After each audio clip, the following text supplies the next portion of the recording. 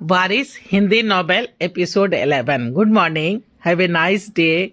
Hello India, hello India. बड़ों को ढेर सारा प्रणाम, छोटों को ढेर सारा प्यार, और मेरे सारे सब्सक्राइबर कैसे हैं आप सबको ढेर सारा Ram Ram. Ganpati Bappa Morya. Welcome back to my YouTube channel Simi की डायरी ऑफिशियल में आप लोगों का ढेर सारा स्वागत है। दोस्तों, वारिस इस चैनल पे मेरी चौथी हिंदी नॉवेल है जो अभी चल रही है, और इसका 10 एपिसोड मैं आप लोगों के समक्ष रख चुकी हूँ। आज इसके 11 एपिसोड में मैं आप लोगों का तहे दिल से स्वागत करती हूँ। दोस्तों, इस चैनल पे मेरे 3 हिंदी नॉवेल कंप्लीट हो चुके हैं। एक प्यारी भूतनी, दूसरा भूल भुलैया, और तीसरा ये कैसी जिंदगी। तीनों ही नॉवेल काफ़ी ही उम्दा नॉवेल हैं, काफ़ी इंटरेस्टिंग नॉवेल हैं, काफ़ी इंटरटेनिंग नॉवेल हैं। अगर आप एक एक करके एपिसोड सारे इसके देखते हो हिंदी नॉवेल के, तो मुझे नहीं लगता कि आप लोग निराश होगे, आप लोगों को ज़रूर अच्छा लगेगा। दोस्तों, मेरी कहानी हटके होती है। मैं कहीं से कोई भी कॉपी नहीं करती हूँ। जो मेरे मन में आता है, जो मुझे माता सरस्वती बोलती हैं, जो मेरी लेखनी लिखती है, वही मैं लिखती हूँ। और मैं भी चाहूँगी कि कोई मेरी भी कॉपी ना करे। तो आप लोग देखिए और थोड़ा सा सपोर्ट कर दीजिए। सपोर्ट करने में आपके पैसे नहीं लगेंगे। तो चलिए, अब तक आप लोगों ने वारिस में देखा कि अमित और तानिया, अमित की माँ अमित को काफ़ी समझा रही है, और अमित अपने और तानिया के बारे में जब अपनी माँ से बातें कर रहा होता है तो तानिया सुन लेती है, और तानिया काफ़ी खुश हो जाती है। तानिया को ऐसा लग रहा था कि अमित दूसरी शादी कर रहा है तो शायद अमित के दिल में अब मेरे लिए प्यार कम हो जाएगा, या अमित अब मुझसे प्यार शायद नहीं करेगा, शायद मेरी जिंदगी अब नीरस हो जाएगी। काजल के आ जाने से वो थोड़ा सा इनसिक्योर मतलब फील कर रही थी। लेकिन जब उसने देखा कि नहीं, अमित मुझसे अभी भी प्यार करता है, तो तानिया काफ़ी खुश हो जाती है। तो अमित बोलता है कि तुम एक अच्छी हमसफ़र बन के मेरा साथ देना, मेरा साथ निभाना। तानिया काफ़ी खुश हो जाती है, और फिर अमित तानिया से विदा लेकर के ऑफिस की ओर निकल जाता है। काफ़ी दिन से ऑफिस नहीं गया है, शादी की तैयारियों में रिश्तेदार बहुत पहले से आ गए थे, तो घर में काफ़ी भीड़ भाड़ थी, तो इसलिए वो ऑफिस नहीं जा पाया था। तो आज वो ऑफिस के लिए निकलता है, तानिया से विदा लेकर के वो ऑफिस के लिए निकलता है। ऑफिस में वो काम में इतना मशगूल हो जाता है कि उसे होश ही नहीं रहता है कि आज आमिया जो है सो वापस अपने ससुराल विलायत जा रही है। इधर घर के सारे नाते रिश्तेदार जो घर में थे सभी उसके एयरपोर्ट पे छोड़ने आते हैं। अमित भी निकलता है ऑफिस से, लेकिन ट्रैफिक के कारण उसे एयरपोर्ट पे पहुंचते पहुंचते देर हो जाती है। वे दूर से ही आमिया को और बच्चों को विदा करता है। उसे काफ़ी बुरा लग रहा है कि वो आमिया से और बच्चों से नहीं मिल पाया। सभी बच्चे भी उसे दूर से ही विदा लेते हैं, और आमिया फिर अपने ससुराल के लिए उड़ जाती है। लौटते वक्त गाड़ी ठसाठस भरी हुई है, तो आमिया अपनी मम्मी से बोलता है कि मम्मी, मेरी गाड़ी खाली है, तो आप मेरी गाड़ी में आ जाओ। तो यहाँ तक मैं आप लोगों के समक्ष रख चुकी हूँ। तो अब चलिए, आज 11 एपिसोड में मैं आप लोगों का तहे दिल से स्वागत करती हूँ, और आगे रखने जा रही हूँ कि गाड़ी में अमित की माँ अमित की गाड़ी में बैठ जाती है। दोनों माँ बेटा अब घर की ओर जा रहे हैं। तो रास्ते में गाड़ी में जो बातचीत हो रही है तो वो मैं आप लोगों के समक्ष रखने जा रही हूँ। अमित माँ के कंधे पर सर रख करके बैठ गया था। अमित की माँ उसके बालों में उंगली करते हुए उसे प्यार कर रही थी और बातें कर रही थी। काफ़ी थक गया है। अमित बोलता है, हाँ, खाना खाने भी नहीं आया, क्या करता माँ? 15 दिन बाद ऑफिस गया था, कामों में वक्त का ध्यान ही नहीं रहा। जब देखा तो आमिया के फ्लाइट का टाइम हो गया था। मैं किसी तरह दौड़ते भागते यहाँ पहुँचा, पर उसमें भी देखो ना, देर हो गई। दूर से ही देखा बच्चों को, बात भी नहीं कर पाया। हाँ, कल फोन कर लेना। हाँ, कुछ खाया था? नहीं माँ, धत बदमाश कहीं का, इतना बड़ा हो गया है पर अभी भी अपना ख्याल नहीं रखता है। चलो, अब तो तुम्हें 2 पत्नी मिल गई तुम्हारा ख्याल रखने के लिए। क्या माँ, तुम भी? अमित ने आंखें मूंद ली थी। गाड़ी जैसे ही घर पहुंची, अमित गाड़ी से उतरकर सीधे अपने कमरे की ओर चला गया। माँ जया रोकना चाहती थी पर रुक गई, कुछ नहीं कहा। काजल कमरे में बैठी टीवी देख रही थी कि तभी माँ जया ने प्रवेश किया। क्या हो रहा है बेटा? हाँ मम्मी, बस यूं ही, आइए ना। तुम खुश तो हो ना? हाँ माँ। बेटा, तू समझदार है, परिस्थिति को समझो, देर सवेर सब ठीक हो जाएगा। जी। दोपहर में खाना खाया था ना ठीक से? जी। सीधे एयरपोर्ट से आ रही हूँ। आज आमिया भी चली गई, बच्चे भी चले गए, घर सुना सुना लगेगा। हाँ, मुझसे मिलने आई थी दीदी, मिल के गई हैं, जाने के पहले मिलने आई थी। मैं मेहमानों में इतना बिजी थी बेटा कि तुमसे पूछना ही भूल गई। कोई बात नहीं मम्मी, मैं सब समझ सकती हूँ। हाँ बेटा, तुमने बहुत दुख देखा है, पर अब मैं मिल गई हूँ ना तुम्हें, कभी भी माँ की कमी नहीं खलेगी, तुझे ढेरों प्यार दूंगी। कहते हुए जया ने काजल के कपाल चूम लिए। काजल की आंखें छलछला आई। ठीक है, अब तू आराम कर, रात में खाना सबों के साथ टेबल पर ही खाना। और हाँ, कल तुम्हें किचन में जाकर कुछ मीठा सबके लिए बनाना होगा। जानती है ना कुछ बनाने? हाँ माँ, हम लोग में ये विध शादी के 7वें या 8वें दिन ही होता है जी। ठीक है, चलो मैं चलती हूँ। तुम अंदर से किवाड़ बंद कर लो और कुछ देर आराम कर लो, तुम्हें अच्छा लगेगा। दिन भर सबों ने तुम्हें बहुत ही तंग किया है जी। काजल सचमुच थकी हुई थी, नींद पूरी नहीं हुई थी। लेटते ही उसे नींद आ गई थी। इधर अमित भी फ्रेश होकर के अपने कमरे में ही खाना उना जो उसे रुचा वो खा रहा था। तानिया बगल में बैठी उसे खिला रही थी। तानिया खाना खत्म होते ही बर्तन लेकर के किचन में चली गई थी और वहां सबों का खाना बनाने में मदद करने लगी थी। इधर अमित टीवी देखते देखते सो गया था। दिन भर की थकावट ने उस दिन भर की थकावट ने उसे बिल्कुल तोड़ सा दिया था। उसे नींद आ गई थी। घर में अब बस बचे खुचे लोग ही रह गए थे। अमित के दादा दादी अब यहीं रह रहे थे। चाचा चाची और चचेरे भाई बहन भी सभी अपने अपने परिवार के साथ चले गए थे। रह गई थी तो बस 2 फुआ और उनकी बेटियां। एक फुआ को 3 बेटा और 1 बेटी थी। बेटे बहू तो वापस फूफा जी के साथ चले गए थे। रह गई थी उनके सिर्फ एक छोटी कुमारी बड़ी बेटी जानकी। दूसरी फुआ सबसे छोटी थी, उसकी 2 बेटियां ही थी, डालिया और बागिया, और अभी दोनों छोटी थी। स्कूल भी बंद थे, इसलिए फूफा के साथ जाने, फूफा के लाख कहने पे भी फुआ ने जाने से मना कर दिया था। बोला था कि कौन रोज रोज मैं आती हूँ, अब आना हुआ है तो रहने दो ना, बच्चों का भी स्कूल अभी बंद है। लाचार फूफा जी भी अकेले ही चले गए थे। अमित के पिताजी 3 भाई थे। अमित के पिताजी बीच में थे, 2 भाई बड़े और दोनों बहनें छोटी। उनके दादा भी 3 भाई थे और पिताजी भी 3 भाई। दोनों चाचा के भी 3 बेटे थे। बड़ी फुआ के भी 3 बेटे थे। अमित के घर में तो जैसे 3 बेटों का क्रेज था, जबकि अमित अकेला था।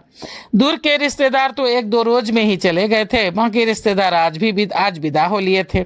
घर का माहौल भी अब बिल्कुल शांत सा हो गया था। काजल का परिचय पूरे परिवार से हो गया था। सबों ने उसे इस 5-6 दिन में काफी ढेर सारा प्यार दिया था। बड़ों से प्यार और छोटों से इज्जत भी मिली थी। उसे इन सब बातों की आदत तो नहीं थी, पर वो नए घर और नए माहौल में एडजस्ट करने की भरपूर कोशिश कर रही थी। इन 5-6 रोज में घर में काफी भीड़ भाड़ थी, इसलिए उसका अधिकतर वक्त अपने कमरे में ही बिता था। हाँ, सवेरे शाम वो पूजा कक्ष तक जरूर जाती थी। उसे अपनी छोटी नंदों से और छोटी देवरानियों से अमित के बारे में बहुत कुछ जानने समझने को मौका मिला था। इन 5 दिनों में तानिया ने एक बार भी उससे आके भेंट नहीं की थी। हर मौके पर उसे आमिया ही तैयार करती आई थी। रात में खाने के टेबल पे आज पहली बार काजल समों के साथ टेबल पर बैठ के खाना खाने वाली थी। उसे इन सब बातों की आदत नहीं थी। कुछ अटपटा सा लग रहा था उसे, पर वो खुश थी। आओ बेटा बैठो, अमित की माँ ने उसे कुर्सी पर बिठाया। तानिया को अकेले आता देख अमित की माँ जया चौंक पड़ी। अमित नहीं आया? नहीं माँ, वो गहरी नींद में है। मैंने उन्हें उठाने की पूरी कोशिश की, पर वो बोले कि भूख नहीं है, शाम में काफी कुछ खाया है उन्होंने। ठीक है, तुम जानकी के साथ मिलकर सबको खाना सर्व करो। काजल बोल रही है कि मैं मदद करूं? नहीं बेटा, कल तुम्हारी विध हो जाए उसके बाद ही तुम काम कर सकती हो जी। सभी टेबल पर बैठ गए थे। तानिया किचन की ओर बढ़ गई, वहां से खाना का डोंगा लेके वापस आई। जानकी, तानिया तथा केसू ने मिलकर सबों को खाना सर्व किया। तानिया काजल से आंखें चुरा रही थी। काजल ने इस बात को नोटिस किया, पर वो अनजान बनी रही। तभी जया उठ बैठी। क्या हुआ भाभी? आप लोग शुरू करो, मैं अभी अमित को दूध देकर आती हूँ। जल्दी आना भाभी, नंदो ने कहा। हाँ बस अभी आई। जया कमरे में दूध का गिलास लेके आई तो देखा अमित गहरी नींद में था। वो पलंग पर बैठ गई, उसके बालों में उंगली फेरने लगी। अमित आंखें खोल के देखा। माँ, खाना नहीं खाएगा बेटा? रात के 10 बज रहे हैं, सभी खाना टेबल पर तुम्हारा इंतजार कर रहे हैं। नहीं माँ, बिल्कुल भूख नहीं है। ठीक है, तो ये दूध हल्दी वाला दूध ही पी लो। आप रख दे, मैं पी लूंगा। जया खड़ी रही। आप जाइए माँ, सभी आपका वेट कर रहे होंगे। वो जया कुछ कहते कहते रुक गई। अमित उठ करके दूध का गिलास ले लिया। मैं समझ रहा हूँ माँ, आप क्या कहना चाह रही हैं? आप विश्वास रखिए मुझ पर, मैं आपको दोबारा शिकायत का मौका नहीं दूंगा। अमित नींद में ही दूध का गिलास खत्म कर दिया और जया के हाथ में गिलास थमा दिया और बोला, गुड नाइट माँ, गुड नाइट बेटा। अमित फिर से सो गया था।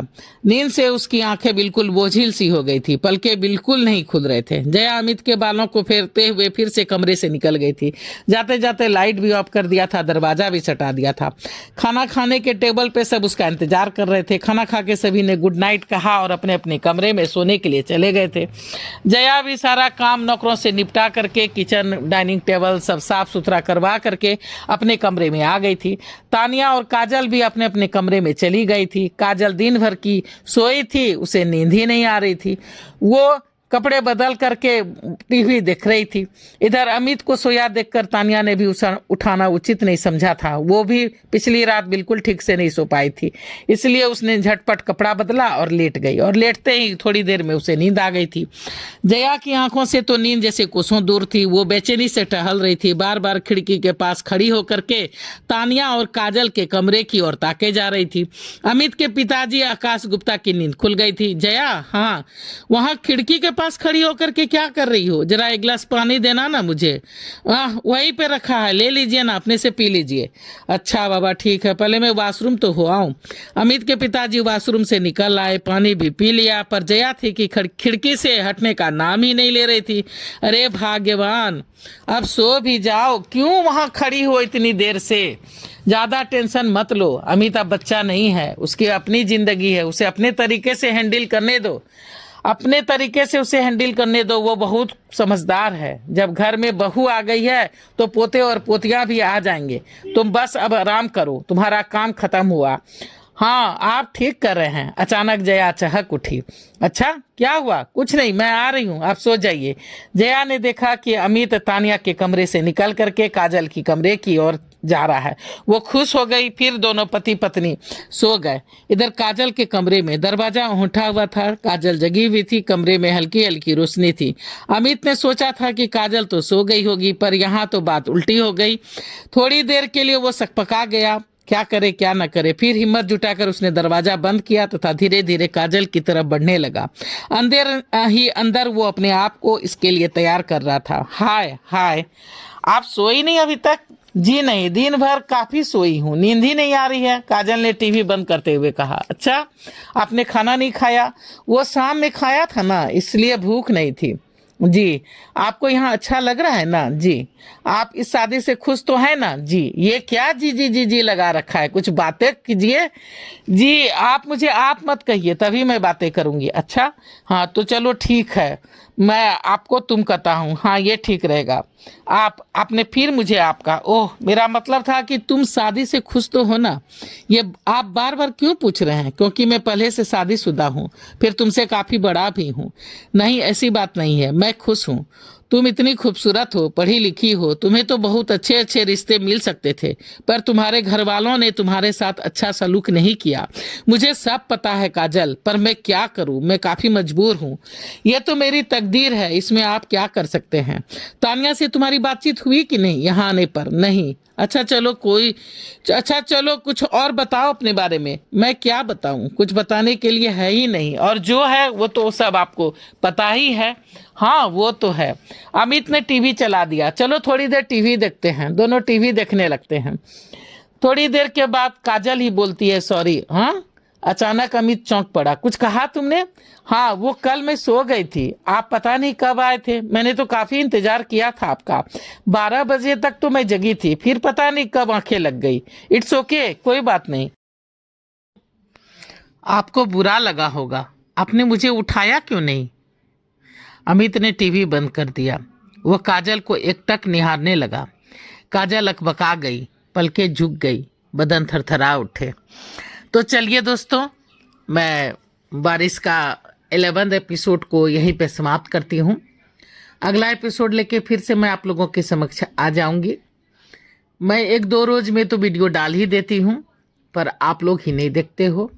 आप लोगों का सपोर्ट बिल्कुल नहीं मिल रहा है। मेरे चैनल के बिल्कुल भी प्रचार नहीं हो रहे हैं।